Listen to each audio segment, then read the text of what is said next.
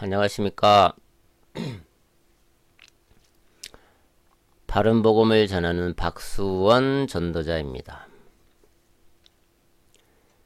지난 시간에는 제사에 대해서 제가 자세하게 설명드렸습니다.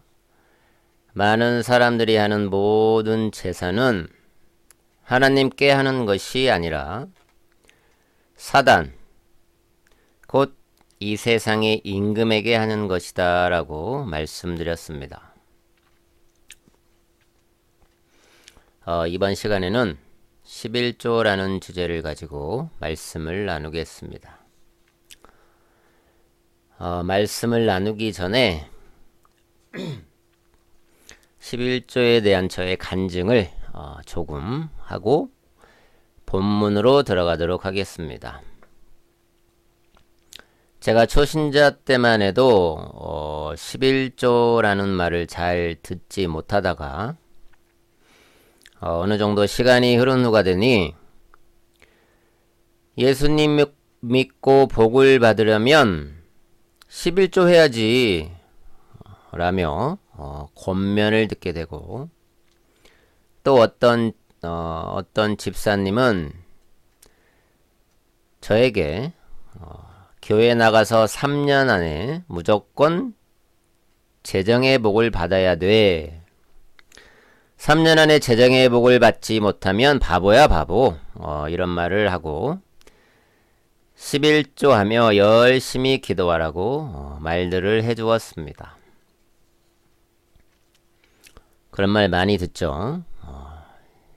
11조 해야 복 받는다라고 이런 말을 많이 듣게 됩니다.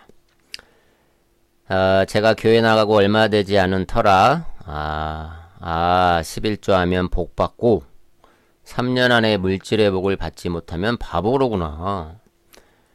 이렇게 저는 생각하고, 또한 11조에 대해서 관심을 갖게 됩니다.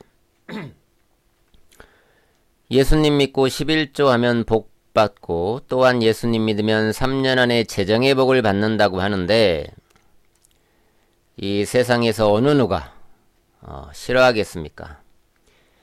인간이라면 복 받는다고 하는데 싫어하는 분은 없겠죠. 그래서 관심을 갖고 있는 터에 저에게 복음을 전한 분에게 책 한 권을 선물 받게 되는데, 책 제목이 하나님이 찾으시는 사람이란 책인데, 제가 내용을 간략히 설명하면, 한 장로님이 호주에서 학원을 개원했는데 학생 수를 3명밖에 모집을 못합니다.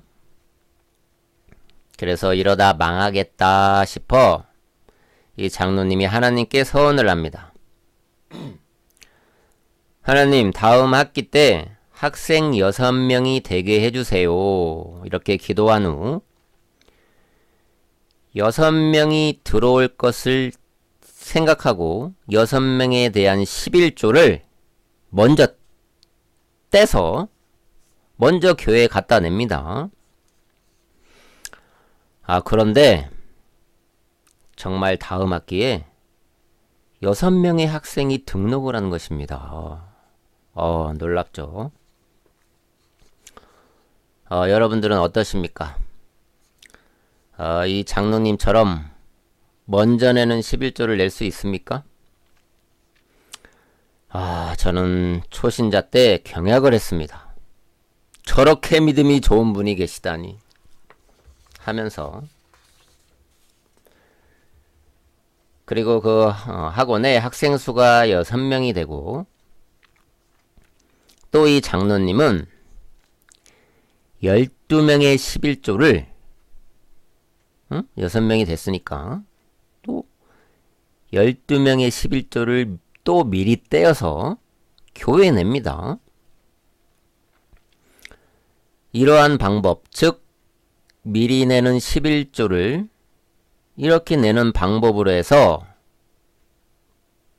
12명이나 되는 11조를 또 갖다 내고, 그래서 그 다음 학기에 또 12명이 들어오고, 배로 24명, 이렇게 계속 올라갑니다. 이런 방법을 해서 이 장로님은 호주에서 성공하고 큰 학원 사업을 하게 됩니다. 물론 이 책을 제가 접한 지 10수년이 지났기 때문에 지금은 그 장로님의 최근 근황은 알 수 없지만, 여하튼 이 장로님을 우리가 기본적으로 알고 있는 11조를 뛰어넘는, 하나님께서 내가 말하는 목표치의 11조를 미리 내면 배로 주실 것을 확신하고 드렸다라는 것이, 제가 초신자 때에는 엄청난 충격과 감동을 받고, 그리고 11조를 동경하게 됩니다. 그냥 뭐 매달 11조를 계산해서 내는 분들은 얘기를 많이 들었었는데, 이 장로님처럼 미리 먼저 내는 11조, 와, 이런 방법은 정말 이 책을 보고 제가 깜짝 놀라고 충격을 받고 그리고 감동을 받고, 와, 이런 믿음이 좋은 장로님이 계시다니 하면서 엄청 부러웠고 동경을 하게 됩니다. 그러나 이 책을 읽을 때 저의 가정 형편이 매우 어려운 시기였습니다. 제가 사람을 믿고 조그만 사업을 하나 추진하다가 그만 잘못되게 됩니다. 시골 부모님이 농사를 지어서 고추 팔고 쌀 팔아 고생해서 겨우겨우 힘들게 모은 돈을, 제가 막내인데 자식 하나 결혼시켰으니 먹고 살게 해주겠다며 저에게 빌려줬는데, 뭐 명목은 빌려준 겁니다. 그 돈을 그만 사기 아닌 사기로 인해서 날리게 됩니다.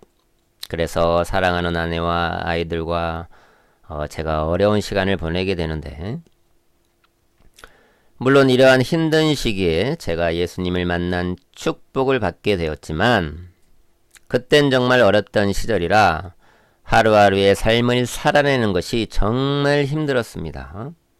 그 어렵던 시절에 11조로 성공한, 그것도 미리 내는 11조 생활로 엄청난 부를 이룬 장로님의 간증책을 읽었으니 제가 도전의식이 막 생겨나고 욕심이 났습니다. 나도 저렇게 11조를 하고 싶다. 그리고 저 장로님 같이 부자가 되고 저런 큰 믿음을 가지고 싶다. 그런 마음을, 그런 생각을 가지게 됩니다. 그래서 저도 결심하고 11조를 냅니다. 제 월급의 11조, 즉 10%를 교회에 냅니다. 물론 제가 11조를 처음 냈을 때 이때는 영적으로나 물질적으로 매우 힘든 시기였지만, 하나님을 믿고, 즉 제가 읽은 책을 읽고 저 장로님처럼 되고 싶어서 11조를 냅니다. 그리고 11조를 내면 30배, 60배, 100배로 불려주실 거야. 믿음으로 갖다 냅니다. 이렇게 줄 것 같습니다. 낼 때는. 그래서 믿음으로 11조 생활을 하게 됩니다. 제가 11조를 내면서 정말 저희 가정에 재정의 복이 필요합니다. 그리고 재정의 복을 주시겠지 하는 기대감과, 또 한편으론 조금 아까운 마음으로 그런 마음도 들더라고요. 저 돈이면 우리 생활비에 얼마인데 라는 생각과 정말 만감이 교차하는 그런 기분으로 첫 11조를 내게 되는, 이것이 저의 첫 11조의 시작입니다. 요즘은 목회자분들이 11조에 대한 인식과 생각들, 그리고 성경 말씀을 들어 설교하는 것을 들으면 제가 전에 설교한 한 번 구원 영원한가란 주제로 설교를 했는데 거기에서도 목사님들의 의견이 한 번 구원 영원하다, 아니다, 구원 받았어도 구원에서 탈락할 수 있다, 이렇게 거의 반반으로 의견이 나누어졌듯이 11조 또한 목사님들의 생각들이 요즘에는 많이 갈리고 있음을 봅니다. 어떤 목회자분들은 11조는 하나님의 것이니 도둑질하지 말고 반드시 드려야 한다 라고 말하고 있고, 아니다, 11조 하면 지옥 간다, 이렇게 설교하는 목사님도 계십니다. 그리고 11조는 율법이니 우리가 은혜 시대에 살고 있기 때문에 11조 내면 안 된다라고 강하게 설교하시는 목회자분들도 많이 계시는 것 또한 사실입니다. 과연 누구의 말이 사실일까요? 누구의 말이 진리일까요? 자, 궁금하시죠? 저도 매우 궁금해집니다. 어떤 의견이 사실일까요? 자, 제가 여기서 여러분에게 질문 한 가지 해보겠습니다. 자, 들어보시기 바랍니다. 11조 하면 지옥에 가나요? 11조 하면 지옥에 가나요? 아니면 11조 안 하면 지옥에 가나요? 그럼 11조 해도 지옥 가고 안 해도 지옥 간다라는 말씀인가요? 여러분들의 생각은 어떠신가요? 에이, 나는 뭐 11조는 예수님 믿으면 당연히 하는 것이기에 그냥 뭐 신경 안 써. 나는 11조 안 해. 저건 율법이야. 뭐 여러 가지 생각들을 하실 것입니다. 저도 11조를 굉장히 많이 낼 때가 있었는데 교회 가서 일부러 11조 봉투를 찾고 그런 것은 아니지만 은근히 사람들이 보이게끔 돈을 꺼내서 그 앞에서 세워보고, 나 이렇게 11조 많이 하는 사람입니다 하고 은근히, 그리고 교회에 11조 봉투가 있는 대로 그쪽으로 가서 봉투를 찾는 척 하고, 그리고 주보에 요즘에 주보에 11조 하는 분 이름이 적혀 있고, 감사헌금 하신 분들도 이름이 적혀 있더라고요. 그런 기회를 많이 봤는데 주보에 내 이름이 기록되어 있나 보고, 그리고 주위 사람에게 표시 조금 내면서 은근 자랑하죠. 나 11조 하는 사람이야. 나 믿음 좋지. 멋지지? 이렇게 하며 자기 만족을 합니다. 그러나 11조 생활을 어쩔 수 없이 못하는 분들이나 안 하고 있는 분들은 이런 분들을 보면 괜히 위축되기도 하고, 그리고 나만 11조 안 하나 하면서 불안해지기도 하는 것 또한 사실입니다. 교회에서도 먼저 11조 생활을 하는 성도에게 집사 직분을 먼저 주고, 11조 생활 안 하면 만년 과장처럼 그냥 만년 형제님이라 부르죠. 저는 처음에 형제님이라고 부르길래 친근해서 형제님이라 부르는구나 하고 생각했는데, 11조 생활을 안 하는 것은 교회에서 다 표시가 나나 봅니다. 11조 생활을 안 하는 사람은 그냥 만년 형제님입니다. 이처럼 어떤 크리스천이 11조를 하고 안 하고에 따라서 믿음이 좋고 안 좋고 그리고 교회에서 직분을 주는데 바로미터가 되어버렸습니다. 요즘엔 교회 크게 짓기 대회라도 열린 것처럼 너도 나도 빛을 내고 또는 성도들에게 걷던지 여러가지 방법으로 교회를 짓습니다. 제가 여기서 한 가지 물어보겠습니다. 교회가 크고 으리으리하면 기도가 잘 되고 은혜를 더 잘 받나요? 한번 진짜 궁금해서 한번 물어봅니다.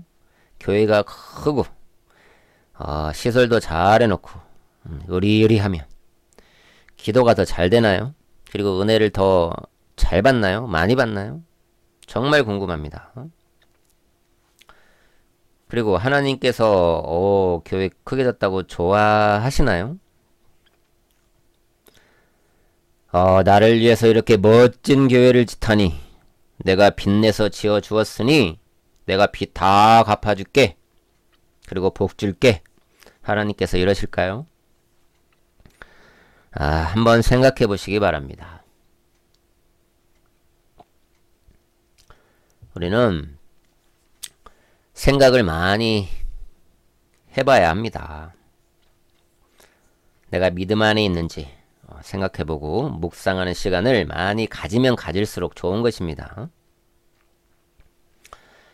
사람들, 특히 한국 사람들은 허세, 즉 자기 과시욕이 유독 강한데 저도 지인이 죽었다는 소식을 듣고 살아있는 사람들에게 복음을 전하기 위해 상갓집에 가끔 가는데 절하러 가는 게 아닙니다. 살아있는 사람들한테, 상갓집에 모여있는 사람들한테 복음을 전하기 위해서 저는 상갓집을 가는 목적입니다. 상갓집에 가면 이 세상에서 권세를 가진 즉 속된 말로 방귀깨나 끼는 그런 양반의 화환은 여러분도 보셨을지 모르지만 영정사진 바로 옆에 사람들 눈에 잘 띄는 곳에 두고 또한 몇 명의 사람들이 왔다 갔나라는 것에 자기의 그 집안의 위세를 드러내고 와 우리 집은 이렇게 사람들이 많이 왔다 갔어 이러면서 특별한 의미를 두며 살고 있다라는 것인데 세상 사람들 즉 불신자들도 이처럼 자기 과시 이생의 자랑을 당연하다 생각하고 사는데 예수님을 믿고 거듭난 하나님의 자녀가 자기 과시를 하며 살 수 있다고 생각하시나요? 어떻게 생각하시나요? 자기 십자가를 지고 나를 따라오라고 예수님께서 말씀하셨는데 자기를 부인하고 예수님을 따라오라고 말씀하셨는데 이 말씀은 기회가 되면 설교하도록 하겠습니다. 그런데 그런 자가 자기 위세를 과시하고 자기 자신을 과시하는 이런 허세를 부릴 수 있다고 생각하시나요? 예수님은 저와 여러분의 죄를 씻기고 용서해 주시기 위해서 대신 피 흘려 죽음으로써 죄값을 대신 치러 주셨습니다. 그래서 예수님을 마음으로 믿게 되면 자신이 죄인, 즉 더러운 죄인이라는 것을 깨닫게 되고 그래서 회개가 터져나오게 되는데 이런 사람이 자기 자신을 내세우고 과시하고 싶은 욕망이 생길 수 있다라고 생각하시나요? 자신의 교회를 더 크게 지으려고 빛을 내서 건축하면 하나님께서 기뻐 받으실까요? 진지하게 한번 생각해 보시기 바랍니다. 로마서 13장 8절 말씀에 권고합니다. 피차 사랑의 빛 외에는 아무에게든지 아무 빚도 지지 말라. 남을 사랑하는 자는 율법을 다 이루었느니라는 말씀해 보듯 빚을 내서 교회를 크게 건축하는 것이 성도들을 사랑하는 일이라 할 수 있나요? 전에 다니던 교회에서는 교회를 건축하려고 하니 건축 헌금을 작정해서 내라는 통지를 받은 적이 있고 만약 내지 않으면 어떤 불이익을 당할 것 같은 뉘앙스를 풍기는데 그래서 부담이 된 나머지 교회를 떠나기도 하고 다른 교회로 옮기게 되는 그런 것을 제 주위에서도 많이 목격하게 되는데 이것이 고린도후서 9장에 나오는 내가 마음에 정한 대로 기쁨으로 드리는 헌금인가요?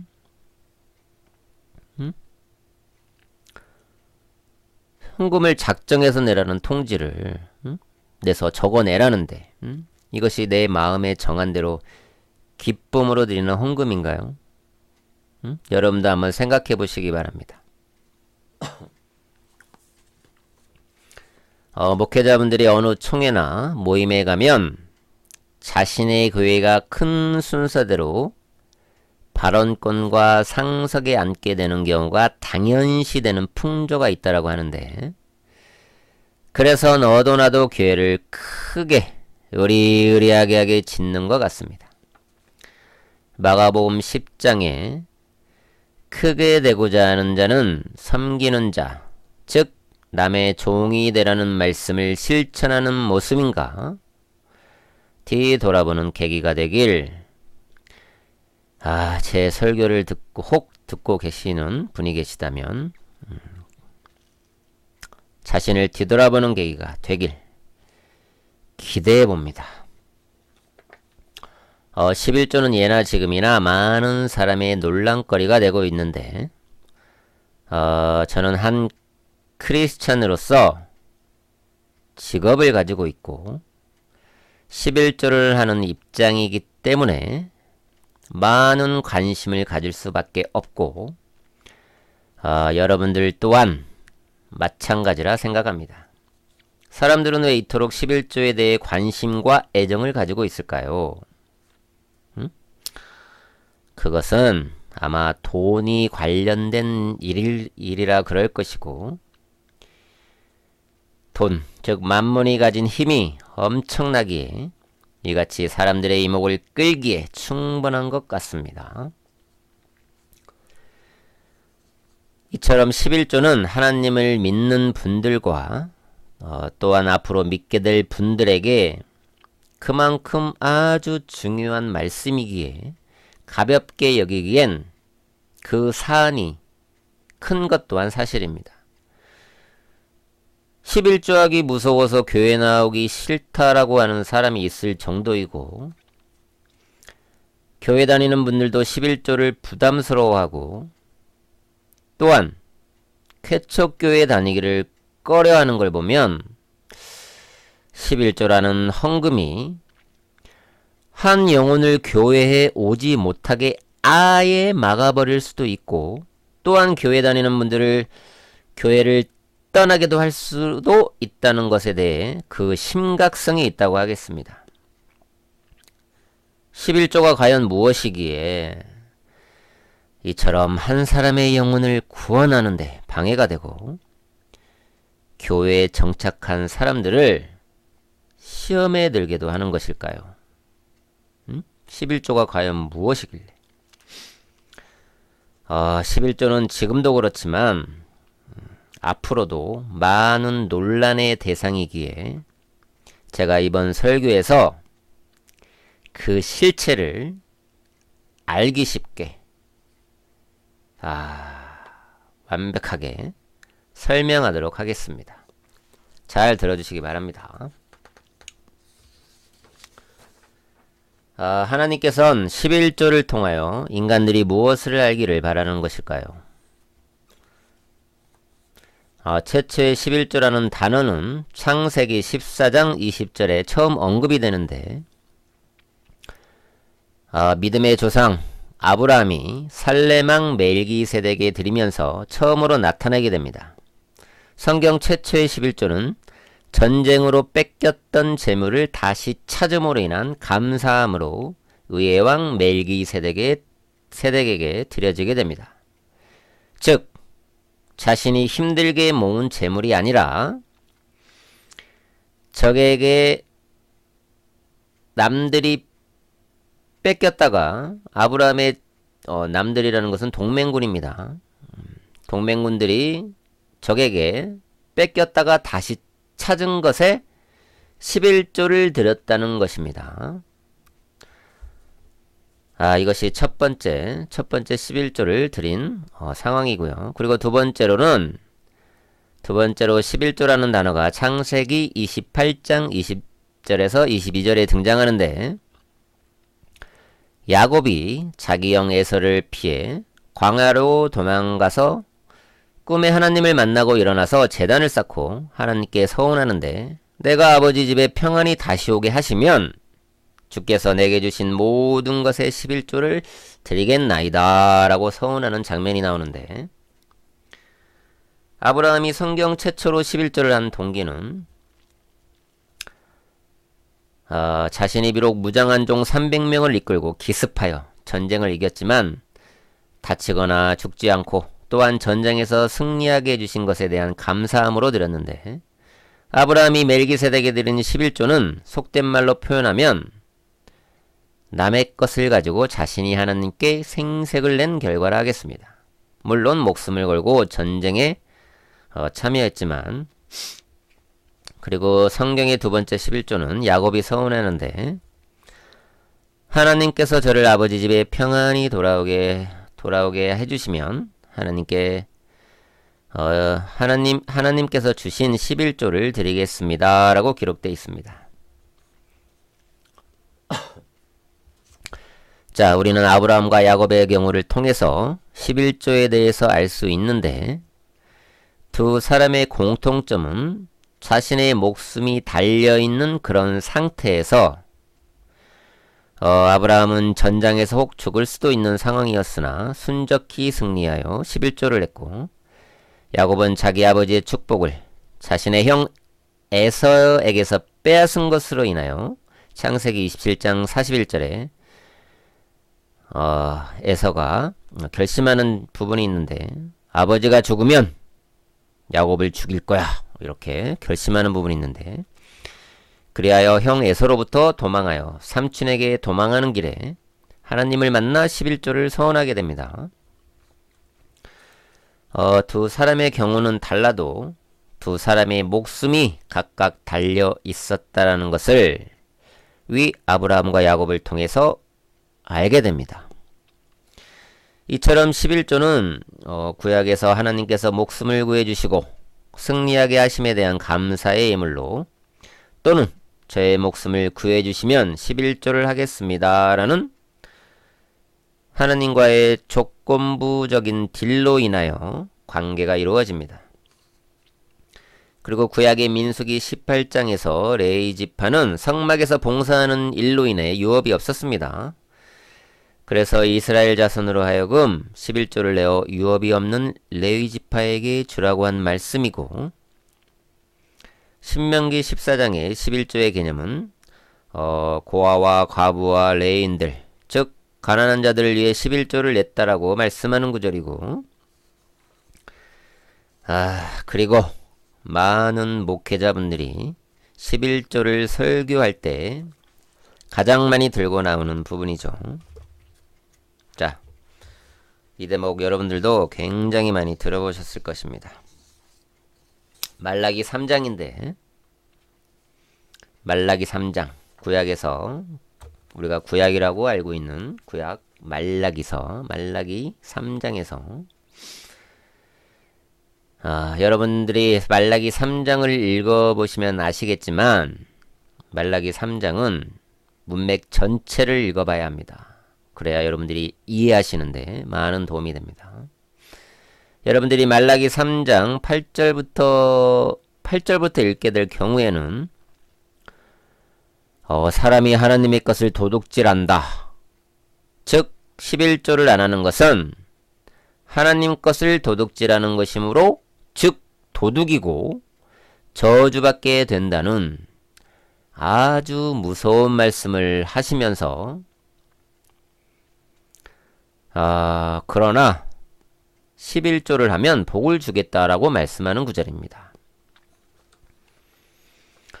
그러나 여러분이 말라기 여러분들이 8절부터 읽게 될 경우 11조에 대한 부분을 그 부분만 읽는 것이기 때문에 3장 전체의 물맥을 살펴보지 않아서 여러분들이 이 말씀은 누구에게 한 말씀인가를 정확히 모른다는 것입니다. 그래서 3장 전체를 읽어보시는 것이 굉장히 중요합니다. 6절에 말라기 3장 6절에 야곱의 아들들 이렇게 나와 있습니다. 그리고 너희 조상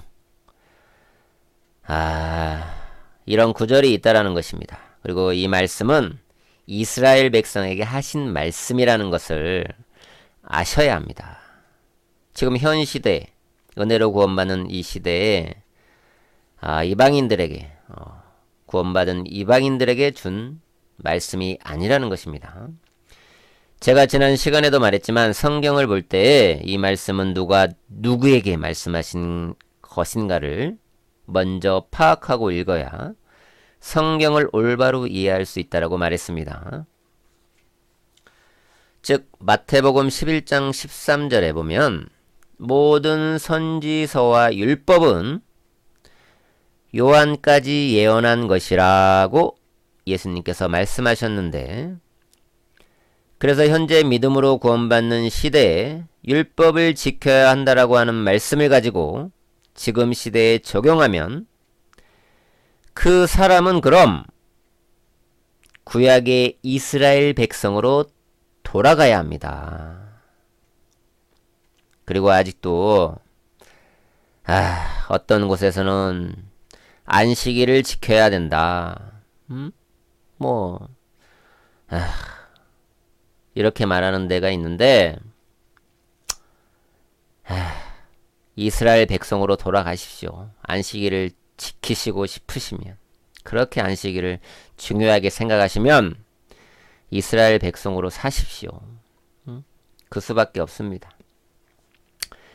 그리고 교회에서 설교할 때 목회자분들이 자신이 어떤 성도들하고 특별히 구별되는 양, 제사장이나 입을 듯한 옷을, 그런 옷을 입고 설교를 하는데 우리는 율법 시대에 그런 시대에 있는 게 아닙니다.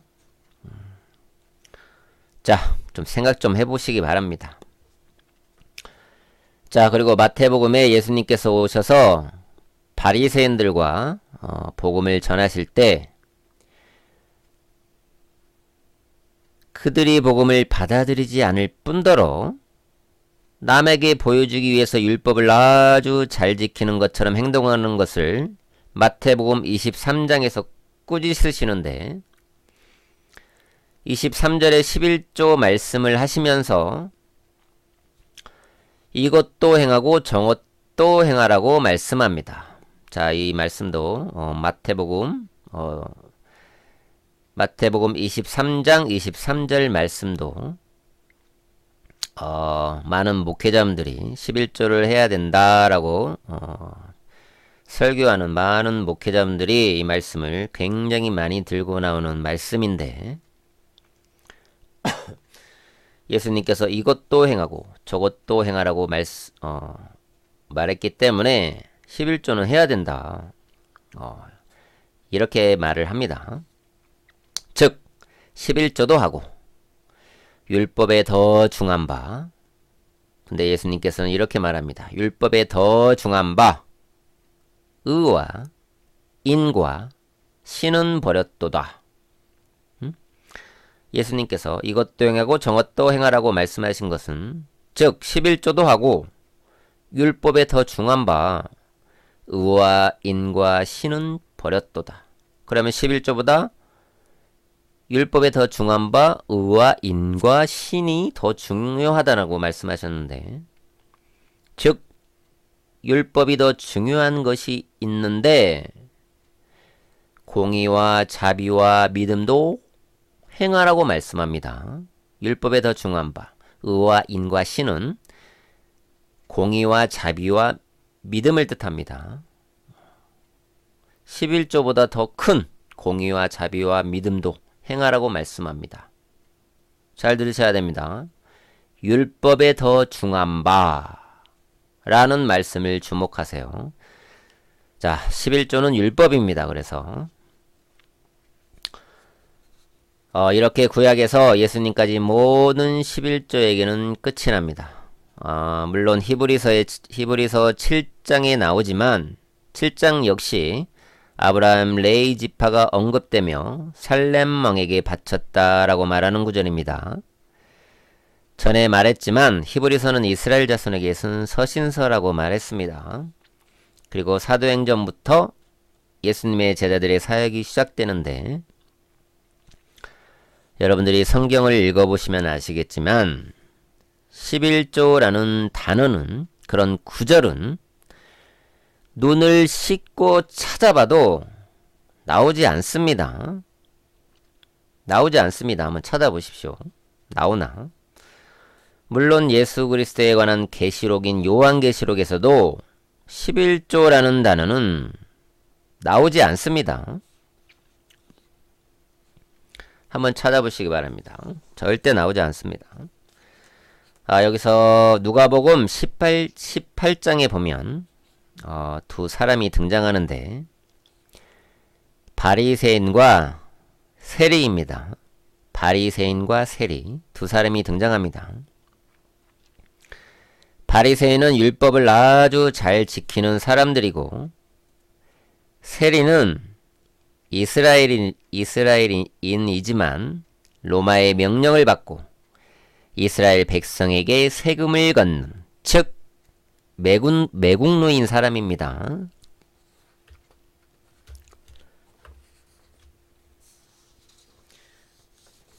바리새인은 이렇게 기도합니다. 저는요, 저 세리와 같지 않아요. 저는 금식하고 11조를 내고 있어요 라고 기도했고,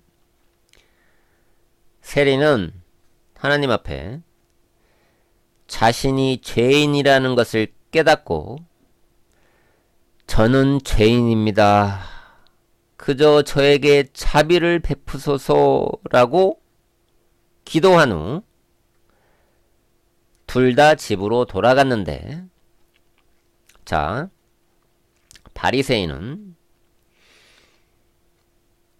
저는 저 세리와 같지 않아요. 저는 금식하고요 11조를 잘 내고 있어요 라고 하나님 앞에 기도했고, 세리는 하나님, 저는 죄인입니다.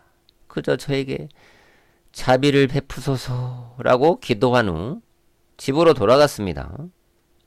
그런데 예수님께서는 바리새인보다 세리가 더 의롭게 되어 돌아갔다라고 말씀합니다. 자, 이 구절은 무엇을 뜻할까요? 바리새인은 금식하고 돈을 착취하지 않고 불의하지도 않고 간음도 안 하고 그저 하나님을 섬기는 자세로 금식하고 11조, 그냥 11조도 아니고 내가 가진 모든 것에 11조를 드린다라고 했는데, 왜 이처럼 훌륭한 바리새인의 기도보다 그냥 11조 한다고 말도 안 했고, 금식도 저는 금식도 합니다 라는 말도 안 했고, 그저 세리는 저는 죄인입니다. 저에게 자비를 베풀어 주소서 라고 기도한 세리를 왜 더 의롭다고 하신 것일까요? 예수님께서. 왜 그러셨을까요? 여러분들이 생각하기에 11조하고 금식하고 새벽기도 다니고 와 이런 분이 우리들 눈에 보면 믿음 좋다. 저분은 진짜 하나님께서 들어 쓰시는 분이야.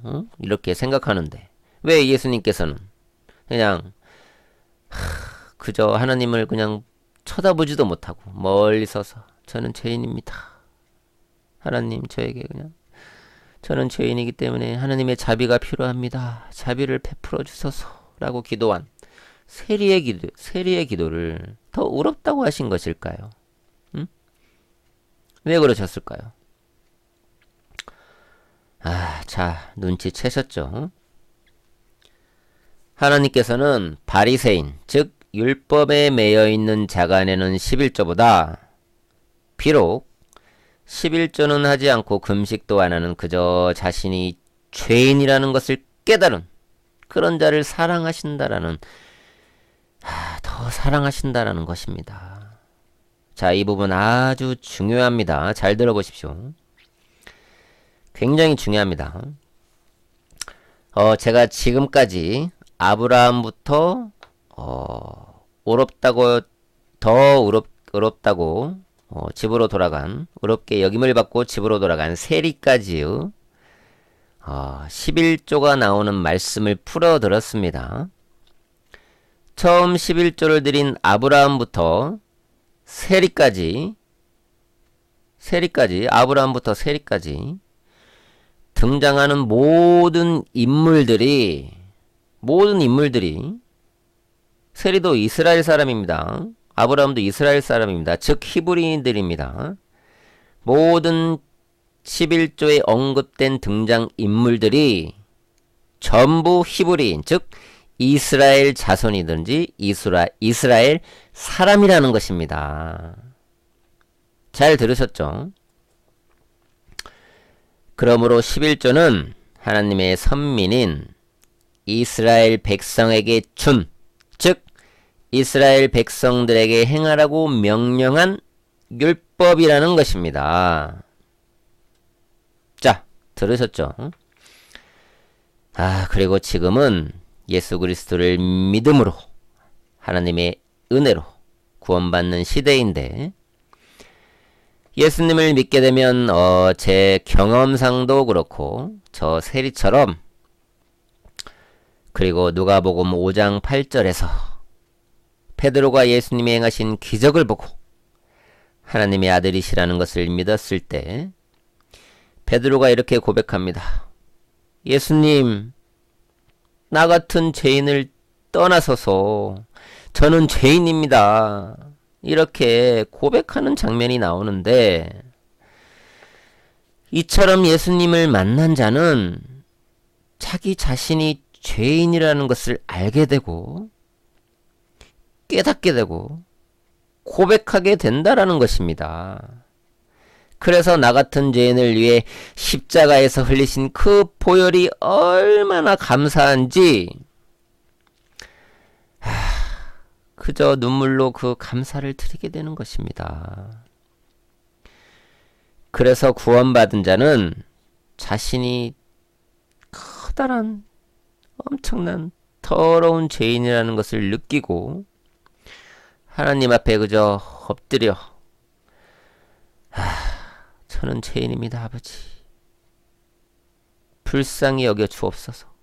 자비를 베풀어 주옵소서 하고 고백할 수밖에 없다라는 것입니다.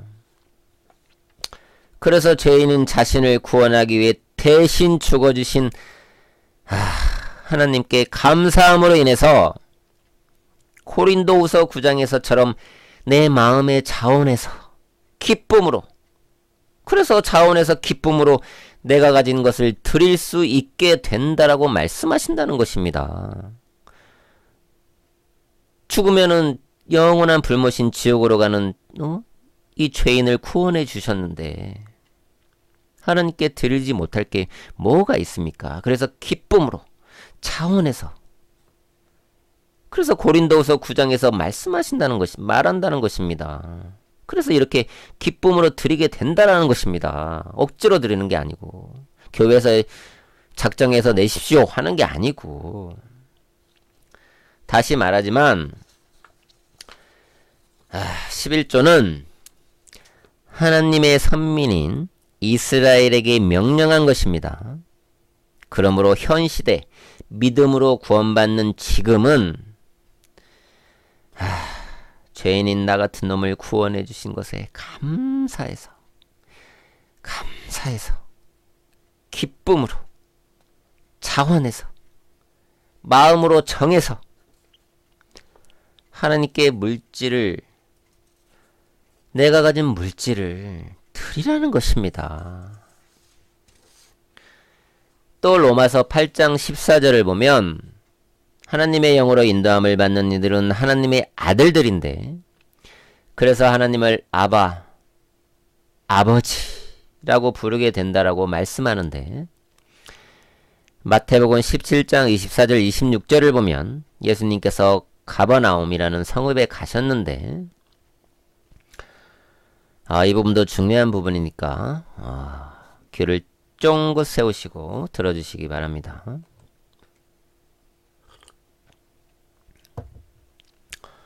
가버나움은 예수님께서 가신 가버나움은 세리마태가 이랬던 곳이고 이스라엘은 로마의 식민지였으므로 이것 또한 로마 군대가 주둔하고 있는 그런 성읍이었는데 이때 세금을 걷는 자들이 베드로에게 와서 너희 예수님은 세금을 안 내냐? 이렇게 세금을 내라고 독촉을 합니다. 이때 예수님께서 베드로에게 질문합니다. 베드로야, 세상 왕들이 누구에게 관세와 정세를 걷느냐? 이렇게 질문하는데 베드로가 대답하죠. 그거야, 왕들은, 이 세상 권세자들은 자기 아들들에게 세금 내라고 하지 않습니다. 그러니까 남들에게, 타인에게 걷죠. 이렇게 대답을 합니다. 베드로가 타인에게 걷습니다. 그러자 예수님께서 말씀합니다. 잘 들어보십시오. 잘 들으세요. 그러면 그 자손들은 면세니라. 즉 세금에서 면제라는 뜻이고 안 내도 된다라는 뜻입니다. 그 자녀들은 세금을 걷는 그 왕의 자녀들은 세금을 내지 않습니다. 자, 잘 들으셨죠? 11조라는 뜻은 11은 알죠? 10분의 1이란 뜻이고 11조 조라는 뜻은 조세조자를 써서 온갖 세납, 징수하다, 임대료 등의 뜻이 있는데 한마디로 사용료를 내는 것입니다. 네가 내 나라에 살고 있으니 너는 세금을 내라. 이렇게 사용료를 내라는 뜻입니다. 자, 그럼 여기서 제가 또 한번 질문해 보겠습니다. 한번 물어보겠습니다, 여러분들에게. 여러분의 자식이 여러분의 집에서 먹고 자고 그런다고, 내 집에서 먹고 자고 한다고 자식에게 너 내 집에서 먹고 자니까 너 매달 세금 내. 응? 사용료 내. 내 집을 사용한 사용료 내. 이렇게 얘기합니까? 응? 물론 자녀가 장성하면 집에서 생활하는데 생활비는 낼 수 있겠죠. 그러나 그런 생활비랑 틀립니다. 세금을 내라는 것입니다. 조세 조자라는 뜻은 세금입니다. 세납. 자, 여러분의 자식들이 여러분의 집에서 먹고 자고 한다고 요즘 부모님들은 자식에게 뭔가라도 하나라도 주려고 그냥 그렇게 애쓰는데 또 애기 나면 또 애기 봐주려고 그냥 정말 한국 부모님들 정말 고생합니다. 평생을 자식의 그 소나기에서 벗어나질 못합니다. 정말 한국 부모님들 참 정이 많습니다. 자, 여기서 여러분들에게 질문해 보겠습니다. 또 질문해 보겠습니다. 인간이 예수 그리스도를 믿음으로 하나님의 선물로서 구원을 받으면 로마서 8장에 하나님의 자녀가 되고 양자가 되어서 하나님을 아바, 아버지라고 부르는 하나님의 가족이 되었는데, 그럼 우리 아버지가 된 하나님께 11조를 세금을 드려야 하는 것이 합당한가요? 하나님은 이제 우리가 믿게 돼서 하나님은 우리의 아버지가 됐는데 아버지께 세금을 내야 하나요? 11조는 세금을 뜻합니다. 내야 한다라고 생각하나요?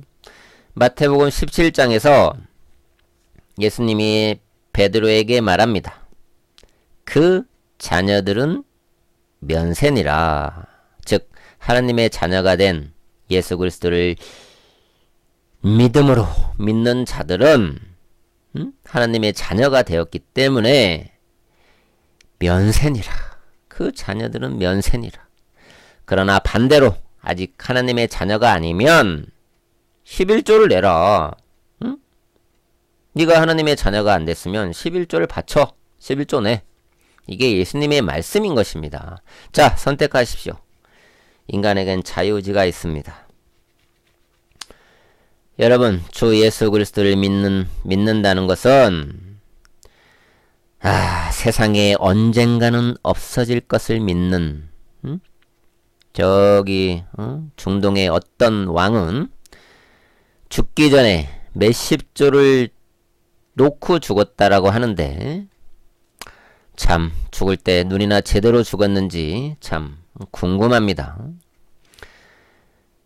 저와 여러분이 예수 그리스도를 믿는다는 것은 이 세상에서 없어질 것을 믿는 그런 하찮은 일이 아닙니다. 창조주, 모든 우주 만물을 말씀으로 창조하신 그분을 믿는 것입니다. 그래서 죄로 죽어 영원한 지옥에 갈 수밖에 없었던 저와 여러분은 예수 그리스도를 믿기 때문에 이젠 하나님의 자녀가 된 것입니다. 너무 거창해서 믿어지지가 않나요? 믿기가 어렵나요? 믿기가 어렵나요? 여러분, 믿음을 가지세요. 믿음을 가지시기 바랍니다. 그리고 자, 배에 힘을 주시고 하나님 아버지라고 크게 한번 불러보시기 바랍니다. 저는 하나님 아버지라고 이렇게 부르면 그냥 가슴이 뭉클해집니다. 진짜 아버지 같습니다. 진짜 아버지입니다. 영의 아버지십니다. 우리의 영과 오늘 영혼까지 책임지실 영원한 아버지라는 것입니다. 이렇게 힘껏 부르게 되면 하나님 아버지께서 그래 하시고 두 팔을 벌려서 달려오실 겁니다. 탕자의 비유에서처럼 집 나간 자식이 언제 오려나 애타게 기다리십니다. 이게 하나님 아버지의 그 사랑의 마음인 것입니다. 이제 여러분이 11조의 올무에서 완전히 벗어나시고 다시는 11조에 대해서 이러쿵 저러쿵 하지 마시길 바랍니다. 아직도 11조를 하고 싶으세요? 제 설교를 듣고도 아직 11조를 하고 싶으신가요? 그럼 하세요. 누가 말리겠습니까?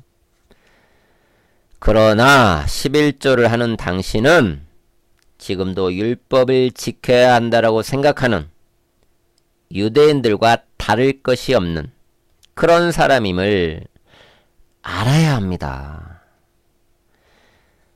그리고 하나님의 자녀는 면세인데 11조를 고집한다면 아직도 두려워하는 종의 영을 가지고 있는 로마서 8장 15절에 다시 두려워하는 종의 영을 받지 않았고 라고 말씀하셨는데 종의 영 아직 하느님 아버지를 아버지라고 부를 수 없는 종의 영은 무엇인가요? 잠깐 로마서 8장 15절에 말씀하신 사도 바울이 말한 종의 영에 대해서 잠깐 살펴보도록 하겠습니다.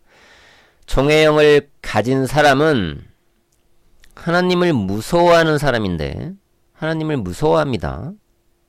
그게 종의 영을 가진 사람입니다. 그래서 자신이 11조를 안 하면 하나님께 혼날 것 같고 불안하고 자신이 죄의식에 눌려서 지내는 사람입니다. 그래서 11조를 안 하면 하나님께 죄 짓는 거 아니야? 이렇게 생각하고 그리고 11조를 했는데도 형편이 더 11조 하기 전보다 뭐 별로 나아가진 것도 없고 내가 뭐 내 팔자가 그렇지 뭐 하고 낙심하고 좌절하고 이런 사람은 종의 영의 지배를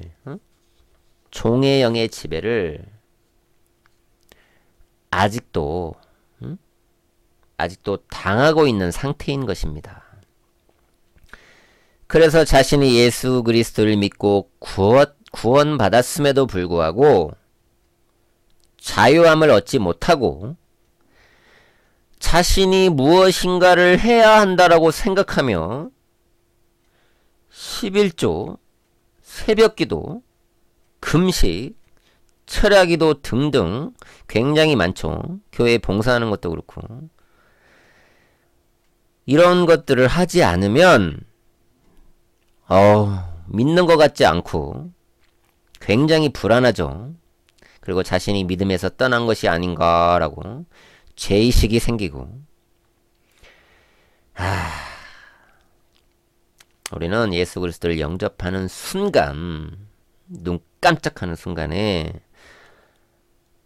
자신이 진정 예수 그리스도를 영접해서 하나님의 자녀는 바로 되는 것입니다. 시간이 내일 되는 것이 아니고 10년이 걸리는 것도 아니고 평생을 걸려서 되는 것이 아닙니다. 예수 그리스도를 영접하는 순간 성령의 인으로 바로 우리는 도장을 꽝 너는 내 아들이야 하고 성령의 인이라는 것은 우리가 어디 가서 인감 도장을 찍는 것처럼 이건 내 소유야 하고 인감을 찍죠. 그런 것처럼 성령의 인을 찍는 것입니다. 그래서 성령님께서 내 안에 계셔서 영원까지 함께 하시는 것입니다. 그래서 한 번 구원은 영원한 것입니다. 내 안에 계신 성령님께서 근심은 하시지만 그래서 성령님께서 올바른 길로 저를 그 사람을 인도하십니다. 다시 떠나가는 게 아닙니다. 그래서 불안해합니다. 사람들이 성령님이 내 안에 계시는데 다시 떠나가지는 않을까? 굉장히 불안해합니다. 이런 사람들은 잘 들으시기 바랍니다. 아직도 두려워하는 종의 영의 지배를 받고 있는 상태인 것임을 알아야 합니다. 자, 여기서 종의 영에 대해서 더 설교를 하면 굉장히 길어지기 때문에 이쯤에서 그만하고요.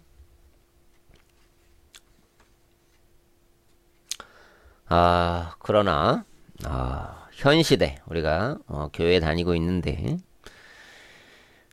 물질은 필요합니다. 물질이 있어야 복음을 전하는 분들이 생활할 수 있고 목사님들도 목회자분들도 직업이시기 때문에, 그리고 사명을 갖고 복음을 전하시기 때문에 물질이 필요합니다. 그래야지 복음에 집중할 수 있기 때문입니다. 또한 교회가 유지되고 교회에 뭐 여러가지 시설들이 있기 때문에 유지되는 데 필요하고, 그리고 오지에 선교사도 파송할 수 있고, 또한 교회의 가난한 성도도 도와줄 수 있기에 물질은 필요합니다. 그렇기 때문에 물질은 필요하기 때문에 하나님의 자녀가 된 예수 그리스도를 믿는 자들은 이제 11조라는 세금은 하지 말고, 세금은 내지 말고 자신이 가진 것을 넉넉히 아낌없이 마음에 정한 대로 그리고 기쁨으로 내야 된다는 것입니다. 11조를 제가 11조는 없어졌으니 내지 말아라. 11조는 이스라엘 백성에게, 히브리인들에게, 아브라함의 자손들에게 준 것이니 내지 말아라 했다고 해서, 그러면 뭐 교회에 아무것도 내지 않아도 되겠네 라고 생각하면, 예수님께서 죄인인 나를 구원해 주신 그 사랑을 몰라서 그런 소리를 하는 것입니다. 내가 죄인이었을 때 죄인인 나를 예수님께서 구원해 주신 그 감사함으로, 기쁨으로 내는 것입니다. 그래서 넉넉하게 낼 수 있다는 것입니다. 이것도 은혜인데, 자, 가진 것을 넉넉히 내야 합니다. 그리고 하나님께서는 심는 대로 거두는 법칙을 사용하시기 때문에 여러분들이 적게 내면 적게 받고 형편에 따라 많이 내면 많이 받게 된다는 것입니다. 농부들은 아실 것입니다. 봄에 씨를 뿌릴 때 내가 씨를 논에다가 만약에 10평을 뿌려 놓으면 10평에 대한 그 열매를 받는 것처럼 100평에 대한 씨를 뿌려 놓으면 비록 뭐 병들어 수확량이 줄을 수도 있겠지만, 요즘엔 멧돼지들도 굉장히 많죠. 이것들의 수확량이 줄을 수 있지만 10평에다 뿌렸던 분들보다 더 많이 수확하게 됨을 하나님께서는 심는 대로 거두는 법칙을 사용하신다는 것입니다. 그러나 자신의 다니는 교회가 물질을 잘 사용하고 있는지, 내가 내는 그런 물질을 잘 사용하고 있는지 우리는 점검해 보시고 살펴봐야 합니다. 물질을 잘못된 곳에 쓰는 것이 보이거든 교회에 말하고 그래도 고쳐지지 않으면 뭐 물질을 이상한 곳에 목회자분들이 자기의 배를 채우거나 뭐 사역을 위해서 사용하는 경우가 굉장히 많죠. 그리고 빛을 내서 막 교회를 의리의리하게 지려고 하고 성도들이 허리가 휩니다. 그래서 하나님께서 기뻐하시는지 생각해 보아야 합니다. 그러면 여러분들은 기도하시고 기도하시기 바랍니다. 그리고 그러면 성령님께서 인도해 주실 것입니다. 성령님은 우리를 인도해 주십니다. 제가 성도의 한 사람으로서 권면합니다. 자, 끝으로 제가 11조에 대한 설교를 준비하면서 느낀 건데요. 자신의 생활비 전부를 내었던 어떤 과부의 경우도 그렇고, 고린도후서 8장 2절에도 마케도니아 교회의 사람들은 자신들이 심한 궁핍에 처했을 때도 풍부하게 헌금을 드렸다라고 말씀하는데, 이 말씀들을 보고 깨우친 것은 사람이 물질이 없을 때 믿음이 더 성숙하고 하나님께 드리는 그 손길이 더 간절해지는구나, 더 많아지는구나. 그것을 배우게 됩니다. 솔직히 재물이 많으면 진정한 기도와 이런 재물에 대한 그런 갈급함, 이런 것들은 약간 후회하게 되는 것 또한 우리가 부인할 수 없습니다.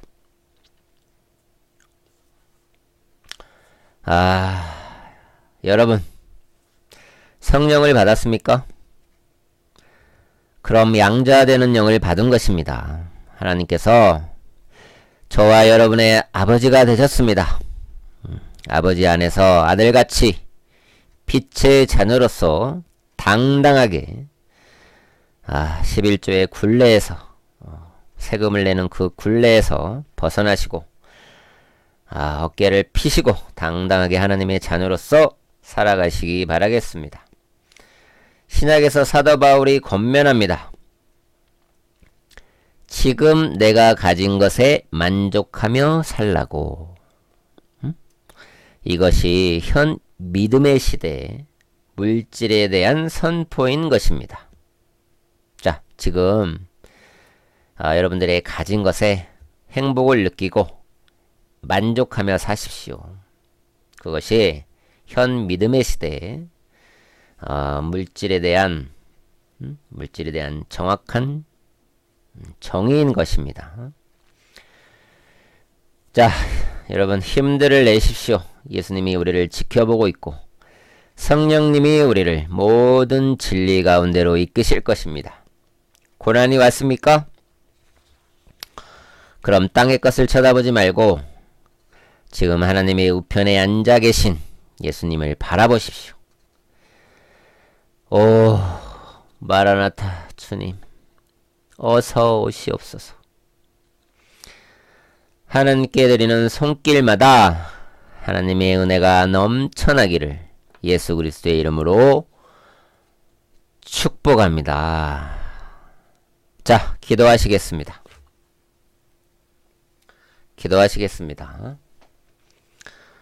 하나님 아버지, 저희가 아직도 사람들의 입에 오르락내리락하는 논란이 되고 있는 11조에 대한 설교를 들었습니다. 저희가 하나님의 자녀가 되었으면 11조의 굴레에서 벗어난 직도 한데 아직도 종의 영을 가지고 있어서 11조를 안 하면 불안하고 왠지 믿음에서 떠난 것 같은 그런 죄의식에 사로잡혀 살고 있음을 하나님 아버지 앞에 고백합니다. 그러나 지금은 하나님을 아버지라고 부르는 양자의 영을 받았으니 이제는 11조의 굴레에서 벗어나게 하시고 자유롭게 평안하게 주님을 믿는 믿음의 생활을 하게 하여 주옵소서. 저와 이 설교를 듣고 있는 모든 분들을 하나님 아버지 불쌍히 여기시고 흉일히 여기셔서 세리가 기도한 것처럼 그저 자비를 베풀어 주시길 주 예수 그리스도의 이름으로 기도하옵나이다. 아멘.